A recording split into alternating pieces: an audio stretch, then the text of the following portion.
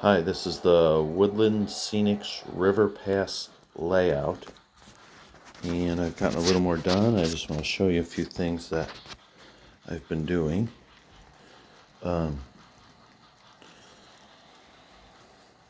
So this is the layout that is supposed to be 4 by 8 feet, but I made it bigger. It's now 6 by 10 so that I can run more trains. I'm in the process of making all the trees right now and putting them on there, and then throwing in the scenery and the detail as I do it. But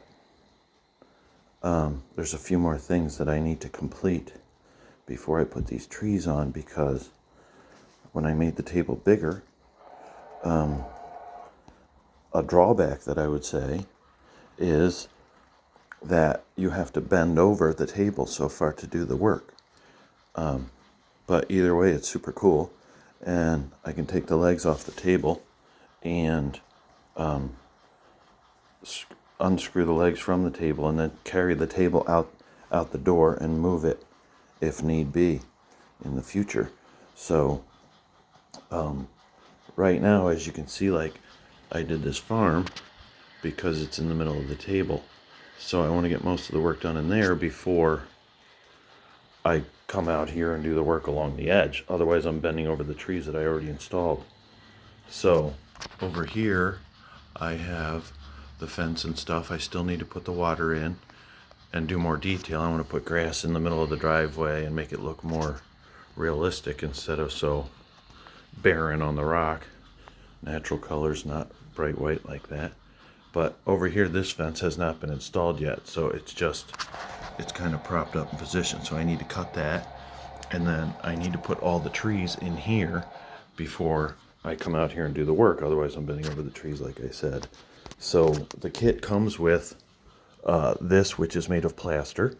But when I made it bigger, I had to custom make this because they don't sell it in the fashion that I made. So this is all blue foam that, all this is one small piece that I cut. That's a small piece and glued on. This is several pieces stacked on top of each other, and then I ran a hot knife along there to create the brick. So I'll show you what that looks like from the behind. It is just the same blue foam that's over here is back here. So this comes with foam to build, but because I stretched it, I had to buy this and use my own to fabricate it.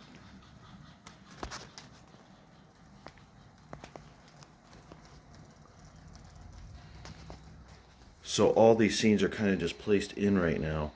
There's going to be a lot more detail work as I install the trees and do the final landscaping of grass and bushes. This is a city which is super cool, but it needs some work. All of the roadways are made out of a piece of linoleum that I custom cut and painted and fitted on.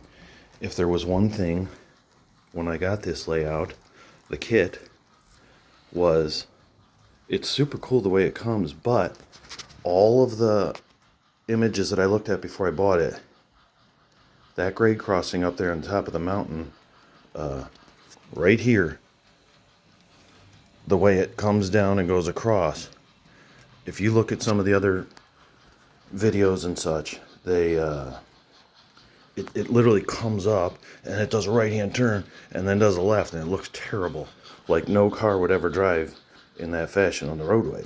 So that's one of the reasons I wanted to make it bigger, was to allow that to have a more natural look. These crossing signals actually flash, but they're not hooked up right now because the transformer's on a temporary Christmas layout. All the lights light up, all the houses light up, the billboards light up, and all that is on the one transformer. So the trees, This is a polyfiber that came white, and I had to paint it and then put glue on it and then put the coloring and the leaves. All of these trees are, most of these are handmade, but these I bought stationary and they just came like that. I sprinkled some color on there and then glued that on. But that's a polyfiber tree. These are polyfiber. These are just the Woodland Scenics clump foliage that's glued on there. So all of this linoleum here is one piece. And then I painted the lines on there. So this city needs a lot more work. This is the next thing I'm going to be doing, is putting this fence on securely, putting the trees in here and trees back there. Then I can start working this way and putting the water in. It all runs super smooth. Some of the engines, they do this. Even the biggest engine can go up there on the smallest, as you can see going over the bridge back there, curve and all of that. If there was a downside to the final, I pre-tested everything, making sure that the clearances were good, going in the tunnels and stuff. It's pretty tight over on the other side, I'll show you, but they all still make it through. There's grade changes. Like the train that's going by right now is higher here than it is way down there. So it's cool watching it all go by. When you do the switching on the tracks, it does work, mostly in the direction that it's going now. If you turn, so you can see it's coming up to a higher level here and then staying at that level. But when it comes up, the actual, because the grade is, so it's not gradual. It should be a longer run before it gets up to its higher point. So the coupler on the train where it meets the engine and the cars, the coupler comes up and the other one's still down, and sometimes it disconnects. So that would be something that I, would change and spend a little more time with. But all of this is ceiling tile that's been broken, stacked, carved, and painted. This is plaster that came with the kit, and it looks awesome. All of it's got like 4 layers of paint on there. I'm going to put some cattails in there and trees and then the water. This is a piece of plywood that's painted. And then I put drywall mud on there and sanded it down. And in the drywall mud, I was able to scrape lines for the lines in the sidewalk. But it's also raised up. I did it once before with a taller piece of wood, and the curb was unrealistic. It was tall as the tire, so I had to redo it. There's going to be tons more people and tons more trees, but it's in the process. This is going to be super cool. So all the water feature, it starts down there. It's going to go into a waterfall, and then it goes into that little drain right there. And then, so that's higher than that. And then it goes into the drain, comes out here into these drains, which are lower than that. So it's realistic. And then it goes into this drain. And then it comes out over there into a lower spot yet. So that one, the river drains into there, then it drains into there, then it goes under the earth and comes out here. And then it goes in over here. And then comes out over here. So all of this is rock I got off the side of the roadway and fish tank gravel.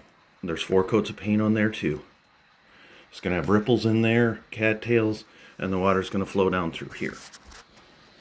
So, another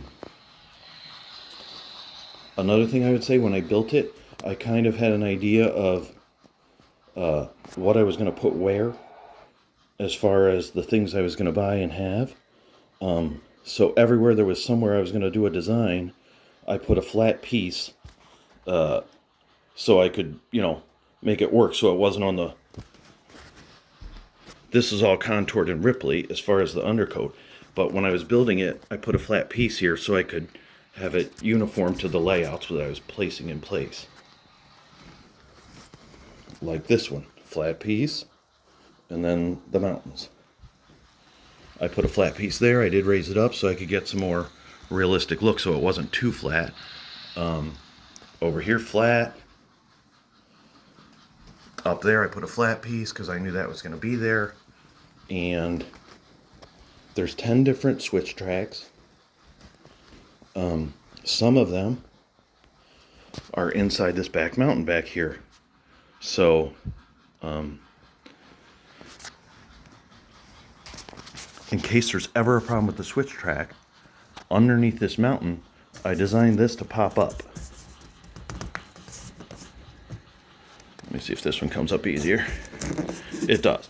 This comes up, and you can access the switch tracks which are under there in case I ever need to replace a motor or something.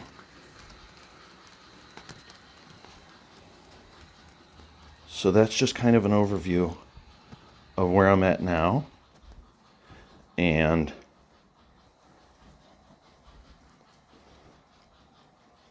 I'm building a lot of trees. I had to make this one just like I did the other one. This is all the crushed ceiling, the drop ceiling tile that's broken, placed, and painted. Turned out super realistic. That's the plaster that you make the rock out of. And then here it transitions from the rock to the ceiling tile. And I just used a lot of painter's caulk and 4 coats of paint to make it all look that way. The ballast was quite a job, sweeping it all in there. I'm still going to put a lot of grass and stuff in there to make it look more realistic. That's about it right now as far as building the trees. I wanted to have a variety of different trees instead of just one to make it look. Let me see. This is my unit that I'm running the trains on, and it's very sophisticated for my computer literacy. When I get a new train, it takes me a day sometimes to put it on there to figure it all out. How and what I did, because you got to load that train inside this computer. This thing's supposed to handle like 1,500 trains, but it's awesome, but you got to figure it out. So if anyone has any knowledge on how this works better, I'd be happy to know. I can get the trains running, but you know, you can make them blow the whistle longer and go through all the steps, but you got to figure it out on how to log all that stuff in per train.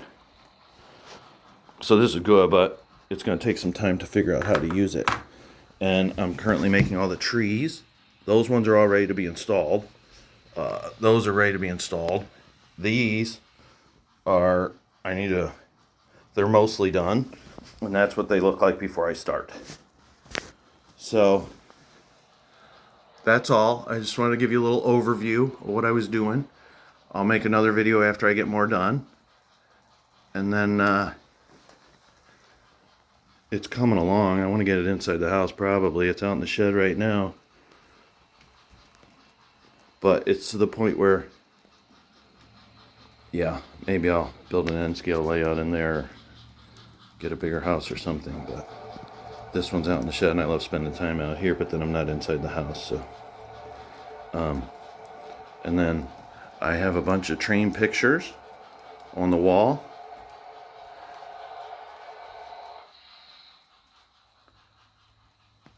And it's a cool little hangout. So, all right, that's all for now.